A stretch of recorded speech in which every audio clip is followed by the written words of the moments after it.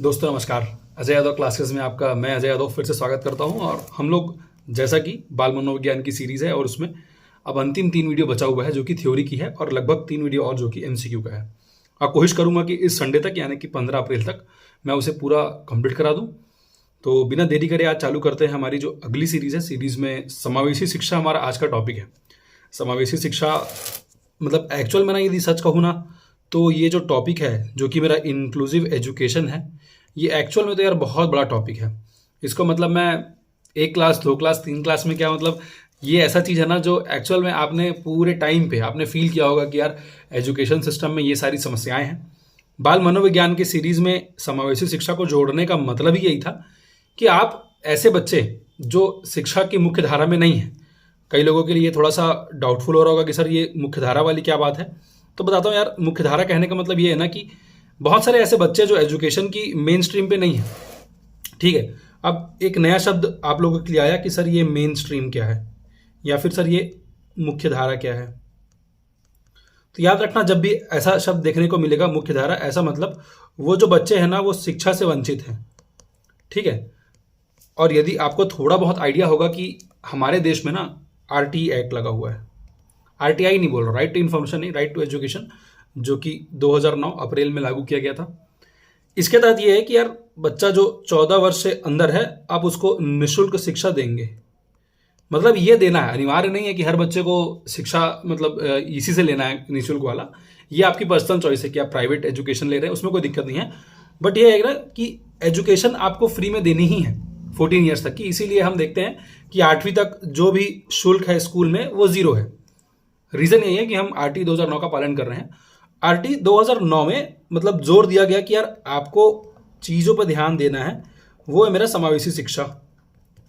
हमने भी कहा ठीक है यार, इंक्लूसिव एजुकेशन जो है वो ठीक है।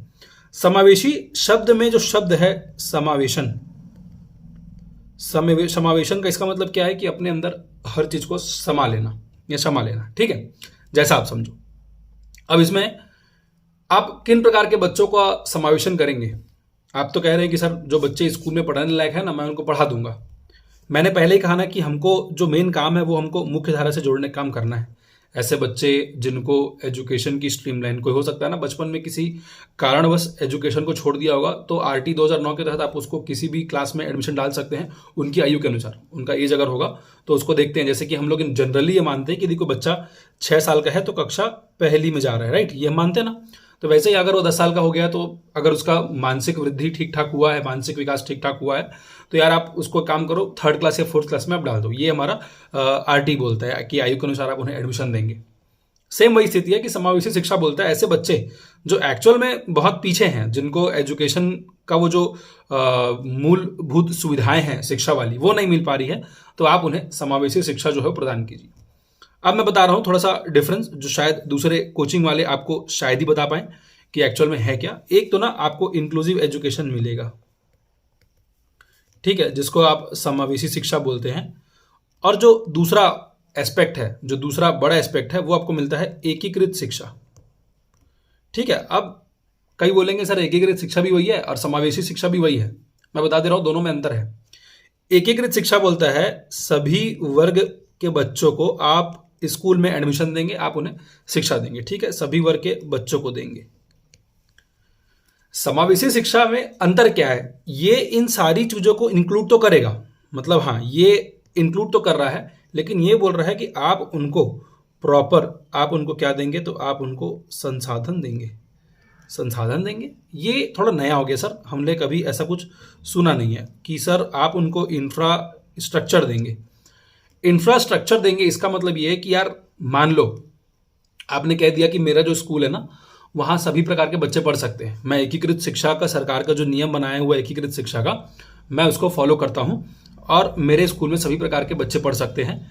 लेकिन क्या आपने जो बच्चे ठीक से देख नहीं सकते, जो बच्चे ठीक से सुन नहीं सकते, जो बच्चे ठीक से लिख नहीं सकते, जिनको किसी प्रकार की अधिगम क्षमता है, जो एक्चुअल में ठीक से किसी प्रकार का समझने में कठिनाई हो रही है, क्या आपने उनके लिए उपयुक्त संसाधन का उपयोग किया?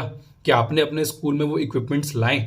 कुछ प्रकार की हियरिंग एड्स आती है, कुछ प्रकार की सुनने की जो मशीन आती है, या सुनने के लिए कुछ अलग अलग पढ़ाने के कुछ तरीके आते हैं, ब्रेन लिपि वाला जो पूरा फॉर्मेट आता है, क्या आपने वैसा कोई स्पेशल एजुकेटर अपने स्कूल में रखा? वो शिक्षा कौन करता है? वो मेरा इंक्लूसिव एजुकेशन वाला स्कूल करता है। और अब गवर्नमेंट बोलता है एकीकृत शिक्षा से बेहतर है कि आप इंक्लूसिव एजुकेशन की ओर चलो। अब ये है कि सर इंक्लूसिव एजुकेशन मतलब वहां पर इंफ्रास्ट्रक्चर, यानी कि वहां पर एक संसाधन होना चाहिए। संसाधन होना चाहिए मतलब अगर वो बच्चा पैर से ठीक से चल नहीं सकता, विकलांग है, तो आपके पास जो नॉर्मल सीढ़ी आपने स्कूल में बनाया हुआ है, उसके साथ साथ एक रेलिंग वाली जो सीढ़ी रहती है, जो स्लाइडर रहती है, वो भी आपके स्कूल में होना चाहिए। क्यों? क्योंकि वो बच्चा विकलांग है तो उसे समस्या होगी। समावेशी शिक्षा यही बोलता है कि मुख्य धारा में शिक्षा की लाना है, लेकिन उनको प्राप्त क्या करवाना है? उपयुक्त संसाधन। अगर उपयुक्त संसाधन नहीं देंगे तो यार वो जो बच्चा जो विकलांग है, जिसको एक्चुअल में एक सीढ़ी चढ़ने में बहुत मुश्किल होने वाला है, वो कैसे 3rd फ्लोर के क्लास तक जा पाएगा या 2nd फ्लोर के? चलिए ठीक है, संसाधन के तौर पर आप ये भी कर सकते हैं कि उनकी जो क्लासेस है उसको ग्राउंड फ्लोर में कर दीजिए, लेकिन ऐसा थोड़ी है, वो बच्चा तो हर साल बढ़ता जाएगा, तो हर साल क्या एक क्लास को ग्राउंड फ्लोर करते जाओगे? नहीं करते जाएंगे ना। उस एक बच्चे के लिए पर्टिकुलर पूरे संस्था को बदल नहीं सकते। तो वही है कि आप ऐसा कुछ सिस्टम, आप ऐसा कुछ इंफ्रास्ट्रक्चर बना दीजिए कि यार उस बच्चे को ना अकेलापन फील ना हो। अब ये थोड़ा सा टॉपिक है जिसपे एक्चुअली में डिस्कशन बहुत लंबा और बहुत गहरा किया सकता है, लेकिन चूंकि ऑनलाइन क्लास है तो ऑनलाइन यूट्यूब वाला है, इसीलिए मैं बहुत ज़्यादा इस पर चर्चा करने से बचूंगा, क्योंकि फिर वीडियो जो है वो लोग स्किप कर देंगे कि ये बेफालतू का चर्चा हो रहा है। ठीक है, तो ऐसा है ना कि हम उन प्रकार के बच्चों को जो शिक्षा की मुख्य धारा से हट चुके हैं, हम सभी बच्चों को पढ़ाने की कोशिश करते हैं। फॉर एन एग्जाम्पल अगर मुझे देखना होगा, 1 मिनट ना, जैसे एक तो है यार प्रतिभाशाली बच्चे। अच्छा, प्रतिभाशाली बच्चे, ये कौन से बच्चे हैं सर? अरे यार याद नहीं है, जिनकी IQ 140 प्लस जा रही थी, उनको मैं प्रतिभाशाली बच्चे बोल रहा था, और ये उन्हीं की बात हो रही है। सेकेंड वाला एस्पेक्ट है ऐसे बच्चे जो CWSN आते हैं। CWSN सर हमारे लिए ना बहुत नया है सर, हम BEd वेड नहीं किए सर, हम शिक्षक भर्ती की तैयारी नहीं कर रहे हैं, इवन हमने BEd किया फिर भी हमें नहीं पता है। तब सुनो, इसका मतलब है children with special needs, Hindi में कहूं तो विशेष आवश्यकता वाले बच्चे। इसके अंतर्गत कौन कौन से आते हैं? बहुत सारे इसके टाइप्स हैं, जिसको आगे चल के मैं पूरा बताऊंगा। ये दोनों प्रकार के, कई लोग क्या आता है ना कि विशेष आवश्यकता वाले बच्चों को बताते हैं कि इनको समावेशी शिक्षा के अंतर्गत पढ़ाना है, और वो लोग आगे बढ़ जाते हैं। यार इसके अलावा मैंने कहा प्रतिभाशाली बच्चों को भी आपको समावेशन के अंतर्गत पढ़ाना है। हालांकि to be honest, to be factually बहुत टफ है, कोई प्रतिभाशाली बच्चे को नॉर्मल स्कूल में पढ़ाना थोड़ा मुश्किल हो जाता है। तो यहाँ पर से जो मैंने बेसिक जानकारी जो मुझे समावेशी शिक्षा में देना था, वो मैंने देने की कोशिश जो है वो की है। इसकी शुरुआत जो है हम लोगों ने 1986 का जो शिक्षा नीति है, आपको पता है हमारे यहाँ एजुकेशन पॉलिसी चलती है। वर्तमान में NEP आपने सुना होगा कि वर्तमान में भी सब बोलते हैं कि सर हमारे यहाँ ना NEP 2020 लगा हुआ है ना। तो इसके पहले जो NEP आया था वो 1986 में आया था। ठीक है, तो यार 1986 में ही ये आपका समावेशी शिक्षा, इंक्लूसिव एजुकेशन का चर्चा हो चुका था। NEP 2020 में भी इस चीज़ पर जोर दिया गया है कि उपयुक्त संसाधन के साथ हम उस बच्चों को पढ़ाएंगे। तो ये जो है मेरा बेसिक आइडिया है समावेशी शिक्षा का, और उसके बाद मैं आगे चलने की कोशिश करता हूँ कि एक्चुअल में समावेशी शिक्षा है क्या, जहाँ पर आप ये जानेंगे कि कैसे हमें उन बच्चों को मुख्य धारा में लेकर आना है। यह एक ऐसी शिक्षा प्रणाली है, ठीक है, जिससे एक विशेष आवश्यकता वाले बच्चे, वही मैंने कहा ना CWSN, अपने गांव में रहकर अपने माता पिता, भाई बहन व साथियों के साथ सामान्य स्कूल में बच्चों के साथ बिना भेदभाव गुणवत्तापूर्ण शिक्षा ग्रहण कर सके। ठीक है, आपको पता है ना कि हर स्कूल में 25% का एक कोटा होता है। उस 25% में आपको RT के तहत एडमिशन हो रहा है बोलते हैं, वो RT के तहत 25% में बोलते हैं जो इकोनॉमिकली वीकर सेक्शन है, जो बच्चे मतलब क्या है, जो बच्चे बहुत एक्चुअल में कमजोर हैं। किससे कमजोर है? आर्थिक तरीके से। उन इकोनॉमिकली वीकर सेक्शन वाले बच्चों के लिए हमने क्या किया है, 25% सीट को रिजर्व किया है हर एक प्राइवेट स्कूल में। कोई भी आपके आसपास जो भी स्कूल होगा, चाहे वो दिल्ली पब्लिक स्कूल हो, चाहे सेंट जेवियर स्कूल हो, चाहे सेंट फ्रांसिस हो, चाहे जो भी स्कूल हो, वहां पर चाहे जितना भी वो क्रिश्चियन मिशनरीज के स्कूल हो, आपको 25% आपको क्या करना है भैया, एडमिशन आपको फ्री में देना है। तो ये वही है, उसी के तहत एडमिशन होता है। समावेशी शिक्षा बोलता है ऐसे सभी प्रकार के बच्चों को आपको अंदर में लेना है। यहां पर मैंने पूरा एक समावेशी शिक्षा की परिभाषा, मतलब कई लोग होते हैं ना कि सर जो पढ़ा रहे हो संपूर्ण है कि नहीं, वो पर्याप्त है कि नहीं। तो यार जो पढ़ा रहा हूं ना, वो मेरे कुछ इनर एक्सपीरियंसेस हैं, मैंने एग्जामिनेशन दिए हैं, मैंने बहुत सारे ठीक ठाक एग्जामिनेशन दिए हैं, निकाले भी हैं, मैं खुद शिक्षक हूँ, तो कहीं ना कहीं मुझे आइडिया है कि कौन से तह तक वो क्वेश्चन को पूछ सकता है और उसी के अनुसार ही मैं इन चीज़ों को लिखता हूँ। ठीक है, तो यार ये समावेशी शिक्षा की परिभाषा है जो मैंने आपके लिए यहाँ पर लिखा हुआ है। इसमें से कोई बहुत इंपॉर्टेंट कोई चीज़ है तो नहीं है, मैं पहले ही कह रहा हूँ। समावेशी शिक्षा का आपको मीनिंग मैंने पूरे के पूरे एक पैराग्राफ में आपको समझा दिया है। यहाँ पर ये जो संयुक्त राष्ट्र संघ, ठीक है, ये आपका यूनाइटेड स्टेट्स ऑफ अमेरिका का जो यूनियन है उसकी संयुक्त राष्ट्र संघ, सभी यूनाइटेड स्टेट्स ऑफ अमेरिका बोल रहा हूँ, सॉरी, हर एक यूनाइटेड स्टेट्स की बात हो रही है कि समान अवसर द्वारा सभी वंचितों को शिक्षा कराने के सभी राज्यों को आवश्यक दायित्व सौंपा गया है। ये कुछ नहीं है, 1993 में हमने ट्रीटी मान के चलिए साइन किया है कि यार हम सभी बच्चों को एक काम करेंगे, फ्री में एजुकेशन प्रोवाइड करेंगे। यार फ्री में मतलब कोशिश करेंगे कि हर एक बच्चे तक जो एजुकेशन है वो पहुंच जाए।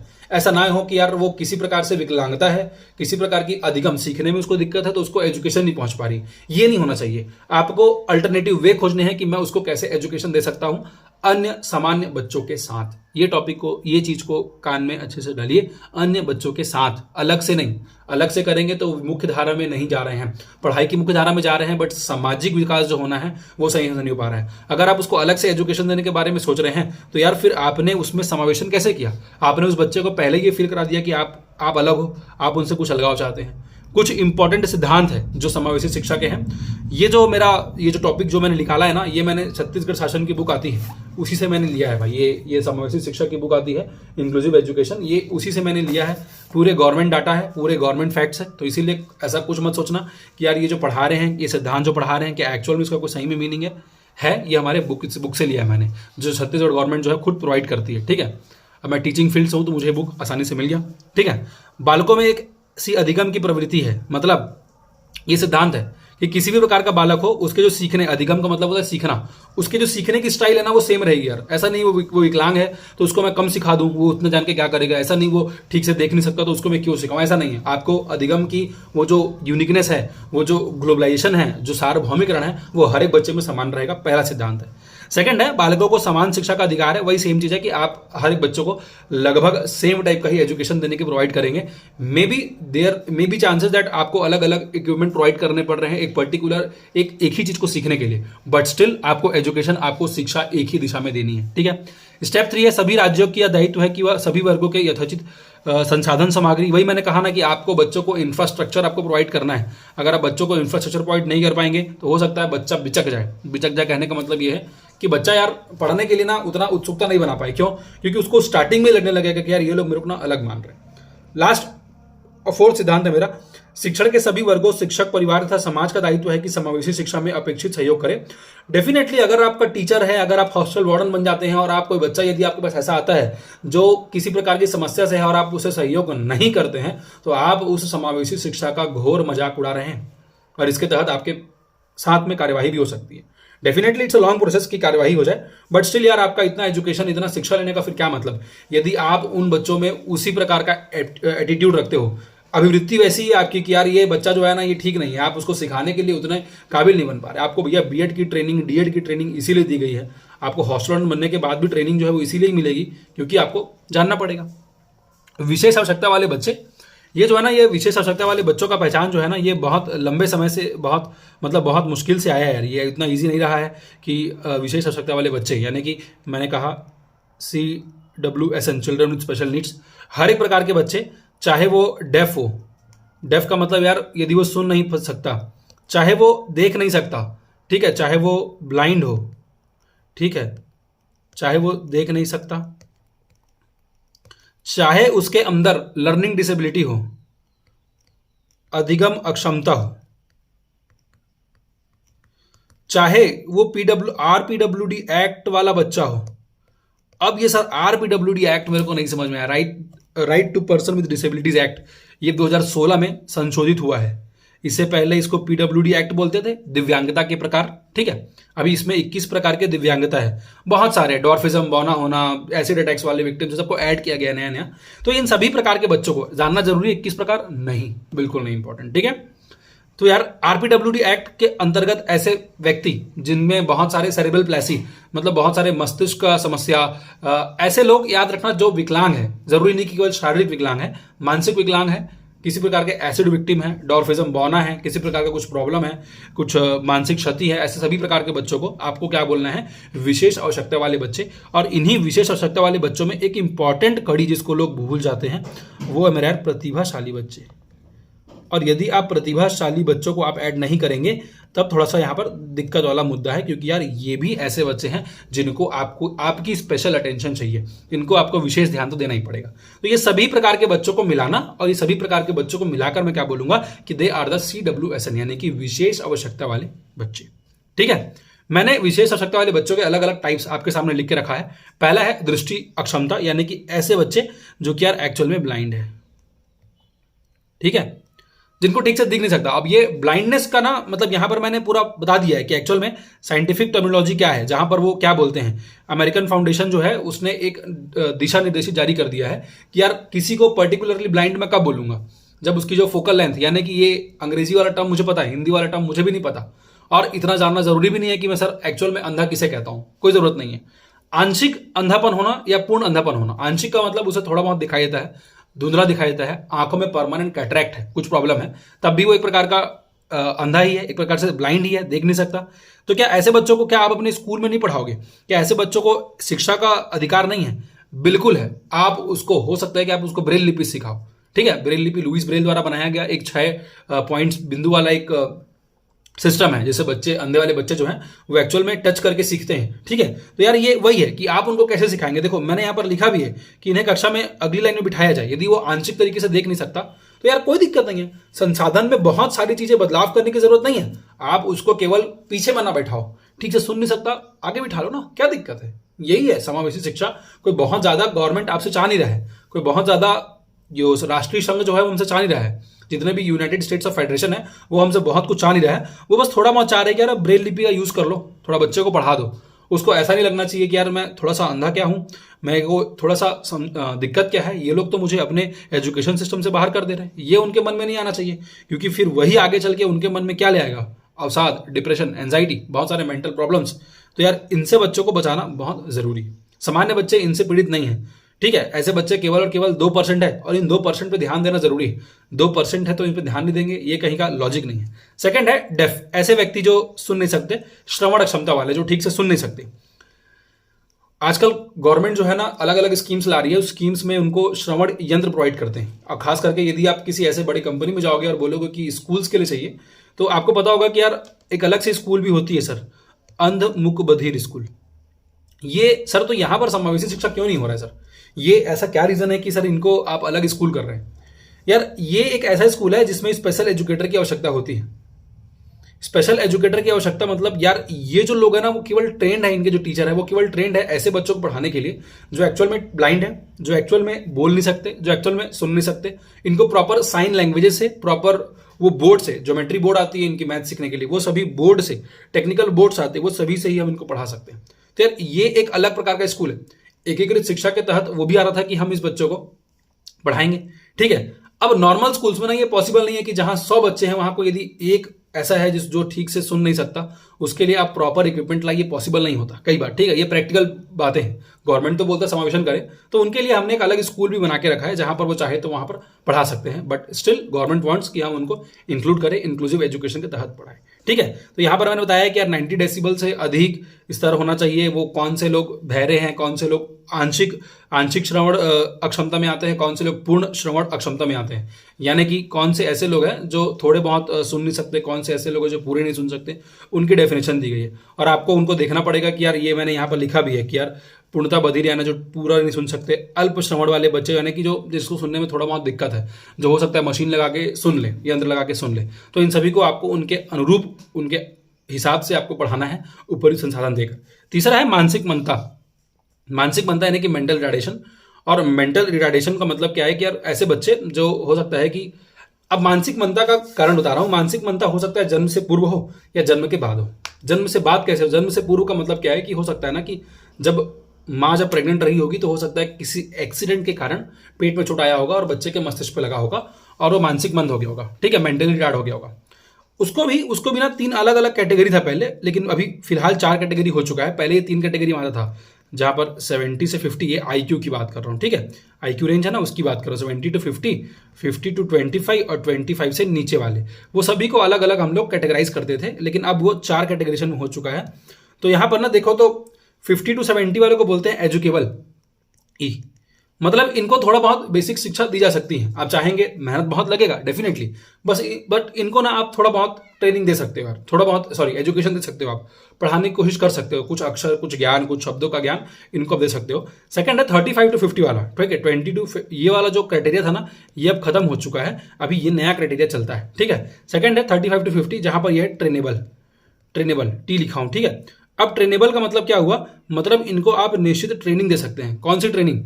दैनिक जीवन जीने की ट्रेनिंग, कि यार ये इस चीज को ऐसे कर लेना, वो चीज को ऐसे कर लेना, ताकि उनको दैनिक जीवन में हर चीज के लिए किसी की आवश्यकता ना पड़े। हो सकता है कि आप उनको सिखा दे कि खाना कैसे खाना है, आपको बैठना कैसे, आपको सोना कैसे, पानी कैसे पीना है, नॉर्मल, जिनसे उनको कोई दिक्कत ना हो। थर्ड है यार सीवियर मेंटल रिटार्डेशन, जहां पर ये ना इनको थोड़ा सा हर चीज करना मुश्किल है। फोर्थ वाला तो प्रोफाउंड मेंटल रिटार्डेशन है, जो मतलब शायद बेड पे ही रहे, बेड रिडन रहे, जिसको हमेशा बिस्तर की आवश्यकता पड़े, कि इन दोनों कैटेगरी को ऐसा है ना कि आपको हमेशा ध्यान देना पड़ेगा, पर्टिकुलरली बहुत ज्यादा ध्यान देते रहना पड़ेगा, तभी जाकर ही इनका जो जीवन यापन है वो हो सकता है। तो ये मेरी मानसिक मंदता वाली कैटेगरी है। उसके बाद है गामा का क्षमता, यानी कि जो फिजिकल डिसेबिलिटी वाले हैं, यदि आपके स्कूल में, यदि आपका हॉस्टल है, यदि आप हॉस्टल वार्डन बन रहे हैं, आपके हॉस्टल्स में यदि ऐसे देखना, हॉस्टल यदि बनेगा ना तो वहाँ रेलिंग वाला सीढ़ी बनाएंगे, क्योंकि यार वो गवर्नमेंट की गाइडलाइंस के अनुसार बनती है, गवर्नमेंट की हॉस्टल्स। तो यार इसीलिए गामा का क्षमता मतलब जो शारीरिक क्षति होती है, जिसमें फिजिकल डिसेबिलिटी का जो पार्ट है ना वो इसी में आता है, चाहे वो पैर से हो, चाहे वो हाथ से हो, ठीक है। तो उनके लिए आपको उपयुक्त संसाधन बनाने हैं, आपको कोशिश करना है कि हो सके यदि 4-5 मंजिल का तो लिफ्ट बना दो, ताकि उनके लिए ईजी हो जाए, ठीक है। और यहाँ पर ये मैंने कारण लिखे हैं कि कौन कौन से कारण से हो सकते हैं, जो कि सच कहूँ तो उतना इंपॉर्टेंट नहीं है। ये जानना जरूरी है कि गामा अक्षमता भी एक प्रकार का विशेष आवश्यकता वाले बच्चों में आता है। फिर है अधिगम अक्षमता, यानी कि एक प्रकार का लर्निंग डिसेबिलिटी। अब ये है ना कि सर लर्निंग डिसेबिलिटी ने सर हम समझ नहीं पा रहे हैं यार, यदि सीखने में कुछ कठिनाई आ रही है, लर्निंग डिसेबिलिटी में समस्या ये है ना कि वो दिखती नहीं है, मतलब भौतिक तरीके से। ये जो सभी प्रकार मैंने लिखा है, मानसिक मंदता उनको देखकर आपको समझ में आ जाएगा, फिजिकल डिसेबिलिटी आपको देख के समझ में आ जाएगा, आंखों वाला जो अंधा है वो भी देख के समझ में आ जाएगा, सुन नहीं सकता शायद थोड़ा टाइम लगे, बट वो भी आपको समझ में आ जाएगा। अधिगम अक्षमता में बच्चे एकदम नॉर्मल होते हैं, लर्निंग डिसेबिलिटी होती है। अब ये जब मैं पढ़ाऊंगा ना अभी डिस्लेक्सिया डिस्कैल्कुलिया, तो कई लोग को लगेगा कि अरे ये तो मेरा ही बात हो रहा है, तो अपने पे मत लेना, ठीक है, ऐसा नहीं है, लर्निंग डिसेबिलिटी है, वो थोड़ा आपका मेहनत की कमी है, ठीक है। तो यार इसमें जो पहला चीज़ है वो मेरा डिस्लेक्सिया है, और डिस्लेक्सिया का आपको एकदम बढ़िया एग्जाम्पल देता हूँ, आपके दिमाग में छप जाएगा।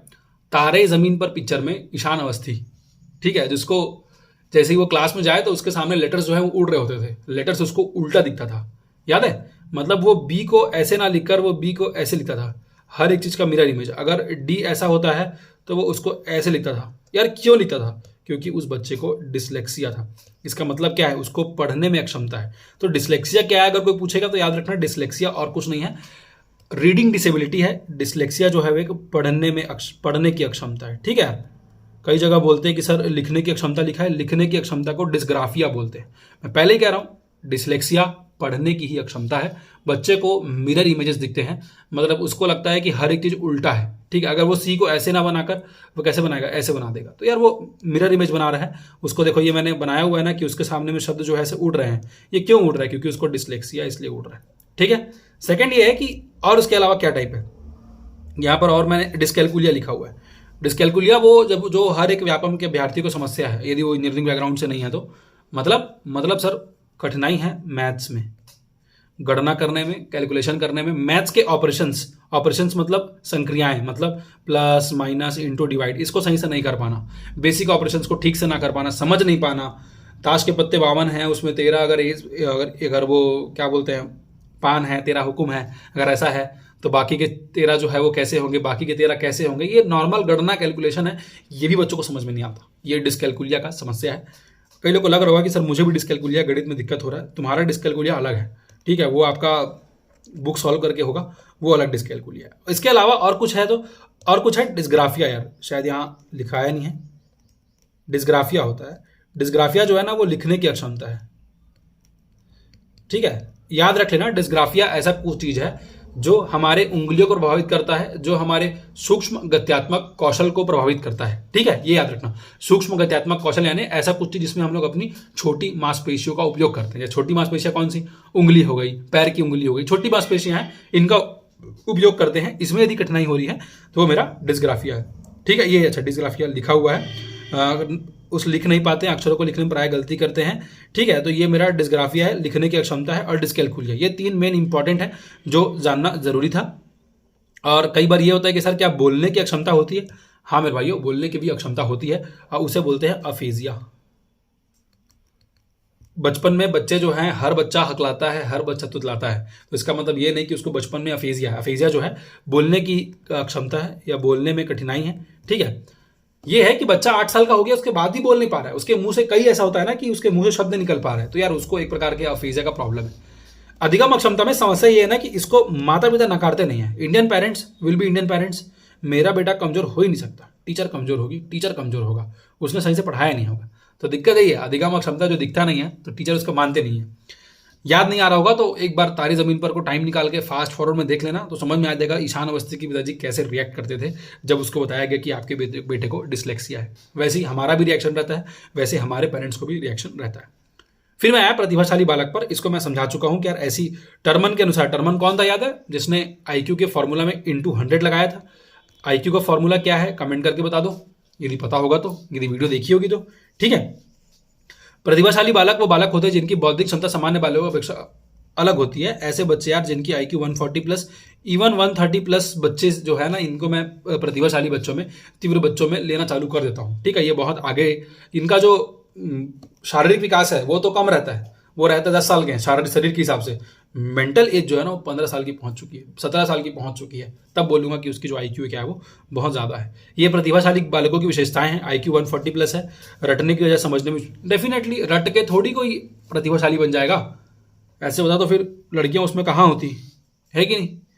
सभी लड़के एग्री कर रहे होंगे इस बात में।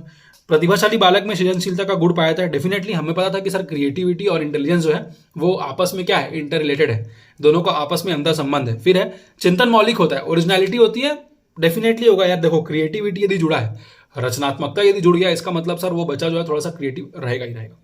प्रतिभाशाली बालक स्पष्ट रूप से सोचने, अर्थों को पहचानने और संबंधों को पहचानने में दक्ष होते हैं। ठीक है, ये कोई बहुत नया चीज है नहीं कि यार क्रिएटिव बच्चा है तो वो यार वो कुछ चीजों में अच्छा रहेगा ही। ठीक है, प्रतिभाशाली बालकों में सीखने की रुचि अधिक होती है। हाँ, सीखने की रुचि अधिक है तभी तो सीखना चाह रहा है। और ये जो है मेरा ये समावेशी शिक्षा वाला पार्ट है। अब इसके अलावा सिर्फ 2 पार्ट बचा है, निर्देशन और परामर्श, जिसकी वीडियो आपको बहुत जल्दी मिलने वाली है। अब ये सेशन जो है ना ये 15 अप्रैल तक पूरा कंप्लीट हो जाएगा विद द MCQs। तो प्लीज़ यदि ये वीडियो किसी के लिए हेल्पफुल है तो प्लीज़ उनको आप वीडियो को शेयर कर दीजिए। मिलते हैं हम लोग अपने आने वाले अगले क्लासेस में। Thank you guys.